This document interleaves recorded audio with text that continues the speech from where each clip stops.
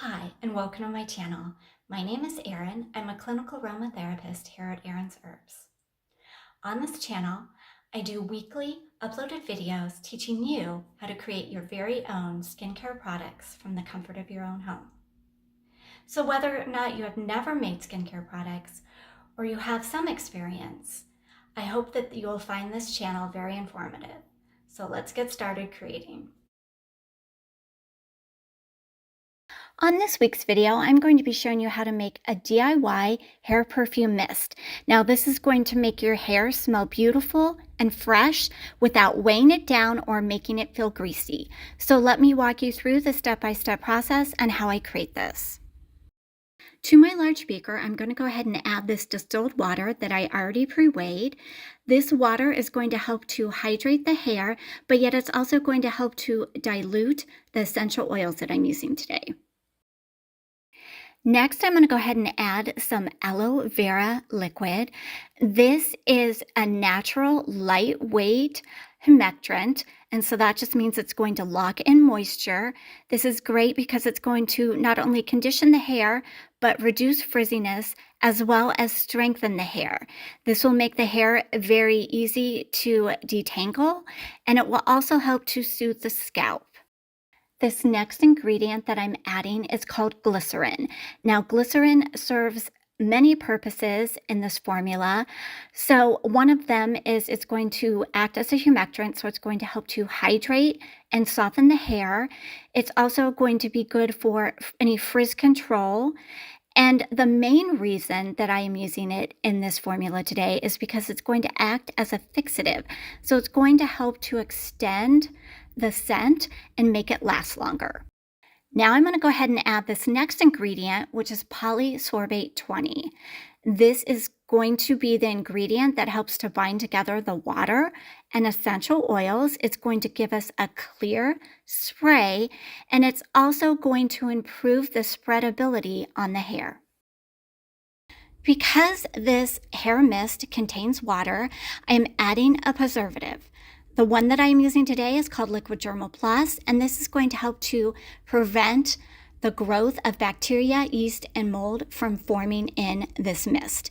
Now, this has a wide pH range, and it is water soluble.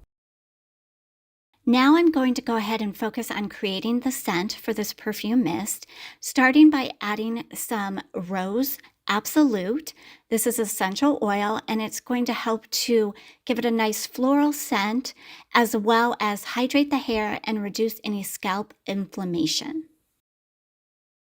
I'm going to go ahead and add one more essential oil to this mist, and it is called geranium essential oil. This has a very sweet and rosy aroma to it. Now that I have added all of the ingredients I need for this mist, I'm going to go ahead and simply stir all of the wonderful ingredients together just to make sure that everything's nicely combined, about 90 seconds in total. And then once all of the stirring has been done, I'm simply going to go ahead and pour this into my spray bottle. Now, the purpose of a perfume mist is to add obviously a scent to your hair without weighing it down or making it dry. I like water-based perfume mists because I have really dry hair, and if I were to use something that contained alcohol, it would dry my hair out, even more. So that is why I created this formula today.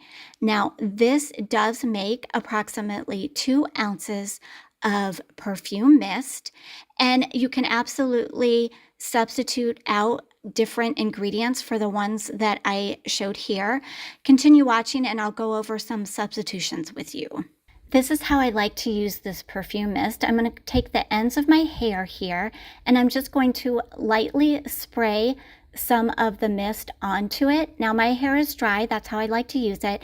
And you can see here that once I've sprayed it, my hair is not weighed down, nor does it look greasy. It looks the same but smells amazing.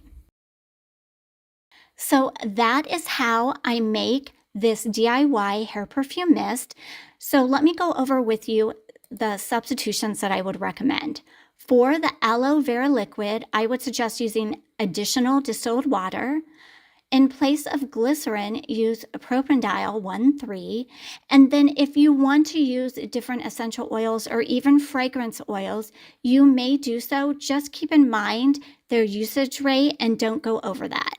And then in this formula, I tried different preservatives. The one that I liked the best was Liquid Dermal Plus. So I really don't have any suggestions or replacements for that. So thanks for watching. And if you'd like to see more DIY formulas, don't forget to like and subscribe.